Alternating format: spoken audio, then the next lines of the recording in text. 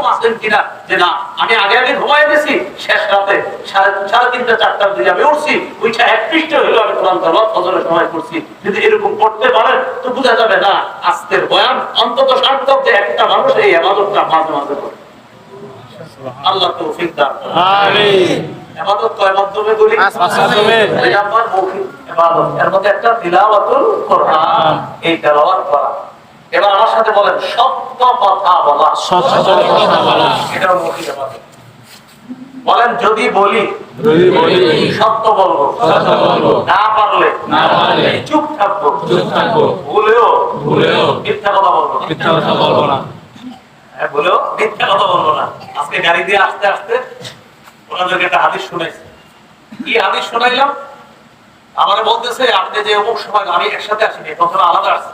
আমার বলতেছে কোথায় আছেন? তো আমি বলছি আমি পদ্মার টোল দিচ্ছিলাম, এই জন্য আপনি দেখবেন আপনার মেসেজের জবাবটা দিচ্ছি আমি একটু পরে। কেন?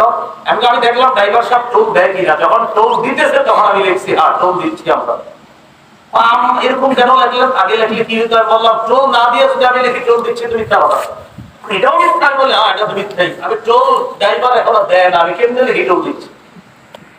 মানে টোল দিব আমরা, ওখানে ড্রাইভার সাহেব এখনো টাকা ড্রাইভারে দিচ্ছে না, তো যখন দিচ্ছে তখন আমি হ্যাঁ টোল দিচ্ছি। বলতেছি কি এইভাবে কি টোল না দিয়ে একটু আগের থেকে বলা যাবে না যে আমরা টোল দিতেছি বা টোল দিচ্ছি? এই মনে দেখেন আমি এইসব কিছু বুঝি না। হাদিসে আল্লাহ রাসূল সাল্লাল্লাহু আলাইহি ওয়াসাল্লাম বলেন, আব্দুল্লাহ ইবনে আমের এক রাসূলের সাহাবী, ওই বাড়িতে নবী বেড়াইতে গেছে, যাওয়ার পর এক মা তার ছোট্ট বাচ্চাকে ডাক দিয়েছে, আব্বু এদিকে আসো, তাআল, তুমি এদিকে আসো আব্বু, আমি তোমাকে অর্তিকা শাইআ, তোমারে কিছু দিব। তখন ওই পিচ্চি সাহাবী তার মায়ের কাছে গেছে, মানে তখন ছোট ছিলেন, নবীর সামনে তার মায়ের কাছে গেছে। যাওয়ার পর তখন তার আম্মাকে নবী পর্দার আড়াল থেকে জিজ্ঞাসা করলেন, আচ্ছা তুমি যে তোমার ছোট্ট ছেলের ডাকলা যে তোমাকে আব্বু আমি কিছু দিব, আমরা কিন্তু বলি আব্বু এদিকে আসো মজা দিব, আসার পর যদি মজা না দেন আপনারা ভালো করে শোনেন। নবী বলে তুমি যে বাচ্চারা ডাকছো কিছু দেওয়ার জন্য দিছো? জি হুজুর, আমি তারে খেজুর দেওয়ার জন্য ডাকছি। নবী বলেন যদি তুমি ডাকার পর কিছু না দিতা, কুতিবাত ইনদাল্লাহি কাযিবা, তোমার আমলনামায় আল্লাহর দরবারে একটা মিথ্যা কথা লেখা হয়েছে।